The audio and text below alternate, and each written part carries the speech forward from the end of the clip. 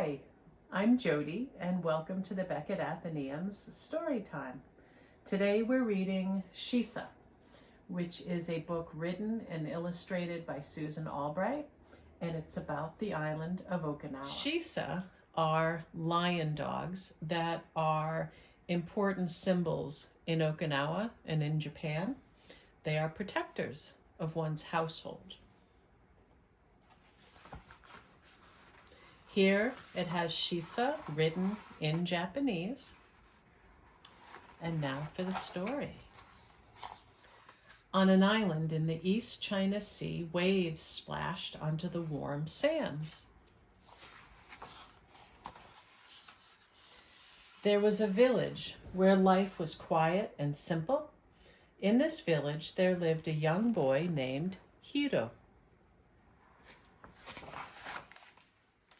One day the winds came and blew the soft white puffs of clouds away. Gigantic, powerful clouds swirled around the island. They became dark and heavy with rain. These strong clouds quickly chased each other around and around and around in circles.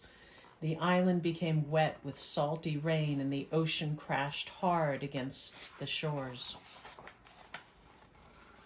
Hiro sat inside as the typhoon pounded the island with mighty winds.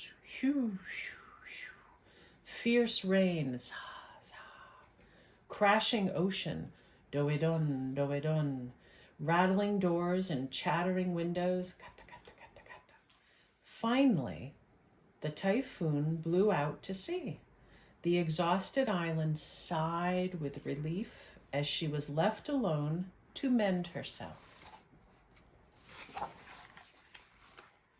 As the dawn broke, doors opened, windows unlatched, and people ventured outside. Hiro walked around outside and found a large broken tree branch by the house. Under the branch were some shattered pieces of clay. He lifted up the branch and recognized the broken pieces. Looking up to the roof, he saw the empty place where the Shisa had once stood. See, it's missing right there. Hiro gathered the pieces of clay and carried them to the shade of the gajimaru tree. He reached up and broke off some small branches. Then he snapped off leaf after leaf. A sticky whitish sap oozed out. He mixed this sap with some loose soil and made a thick paste. Carefully, piece by piece, he put the broken parts of clay together. The gajimaru paste was strong. The Shisa was finally completed. Well, almost completed. Hiro realized that he still had one small piece left. This piece was too big to fit into the last gap on the tail. Hiro put the piece into his pocket. He looked at the Shisa. The missing piece on the tail was barely noticeable. He set the Shisa in a patch of sunlight. As the Shisa was driving, Hiro walked down to a nearby stream to wash his hands. The cool, rushing water was refreshing. He returned to the gajimaru tree, where he had set the Shisa to dry. But the Shisa was gone. Hiro couldn't believe his eyes. Where was the Shisa? Suddenly, he heard a noise from behind. Hiro turned, and to his amazement, he saw the Shisa coming towards him. It was incredible. The Shisa stopped and looked up at Hiro. "I want to thank you for your kind deed," Shisa said. "To repay your kindness, I would like to grant you 3 wishes. What will they be?" Still astonished, Hiro replied, "I would like to swim under the ocean waters like a fish." Shisa smiled. "Your wish is granted. Together we shall swim."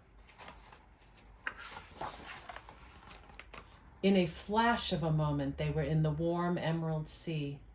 Hiro was fascinated by the underwater beauty. Each fish so colorful, each coral so magnificent. A butterfly fish darted around a coral. Clownfish curiously peered out from behind a giant sea anemone. A lionfish lurked in the dark shadows. The pennant butterfly fish flowed with the current. A seahorse swayed gracefully among coral branches as the sapphire blue surgeonfish glimmered by. A nearby coral ledge was splendidly decorated with some brilliant starfish. Luminescent damselfish curiously flitted around Hiro and Shisa, while a fairy basslet drifted along the carpet of sand. When Hiro and Shisa had explored all, they returned. Shisa then asked, "What is your second wish?" Hiro responded, "I would like to fly like a bird." Shisa smiled, "Your wish is granted. Together we shall fly." In a flash of a moment, they were soaring into the vast blue sky. They flew over the quiet village and then to the north, where together the ocean and the sun splash against the rugged cliffs of Hedo. The south, where the Shuri Gate stands welcoming all to experience the island charm and beauty. The west, where Manzamo offers a glimpse of the world beyond through her magnificent coral window. And to the east, where the majestic Katsuren Castle ruins catch tropical breezes blowing over the Nakuskusku Bay.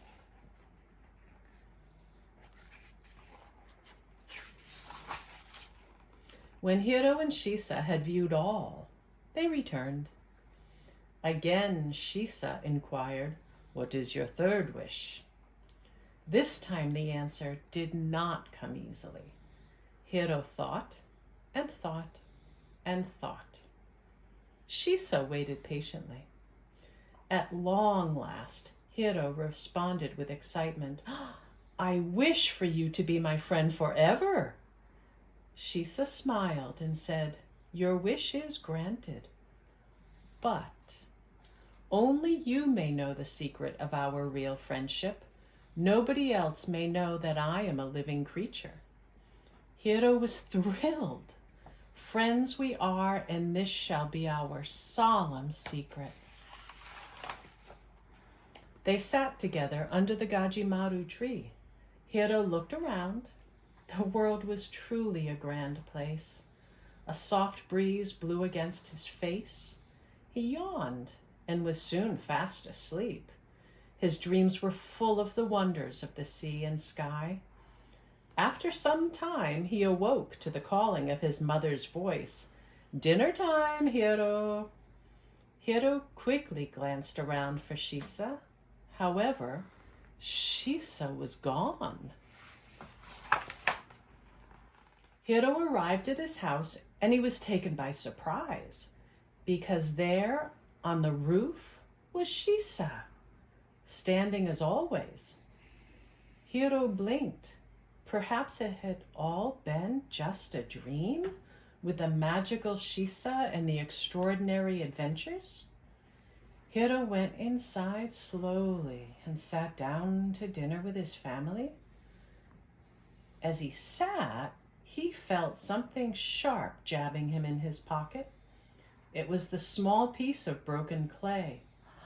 Hiro smiled now. He knew it had not been a dream. He rushed outside, and yes, there in the front of the roof was Shisa. Looking more carefully, Hiro could see a hole where the small piece was missing on the tail. "Hooray, hooray, hooray!" Shisa smiled and winked at his friend Hiro.